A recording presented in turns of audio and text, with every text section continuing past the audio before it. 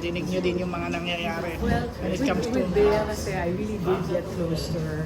And I saw the person and I really admire her. I'm sending her all my good wishes and my love. I respect her for whatever decision she will make, but I always told her na I really want you to be happy. So if Bea will ever see this, dearest Bea, I want you to be true to yourself as we always discuss this. To be true to yourself, kung saan ka maligaya, doon ka pumunta. Yun ang advice ko sa kanya lagi.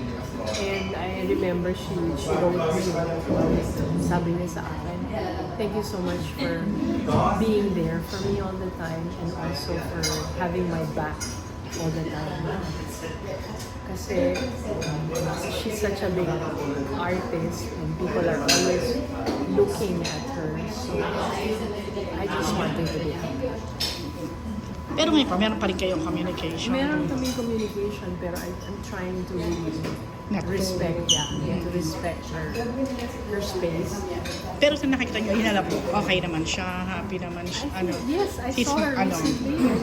I asked her only one question, are you happy? And I saw her face. Happy naman. Kailan, ngayon lang, just this. Recently lang. Oh, that's nice. Okay.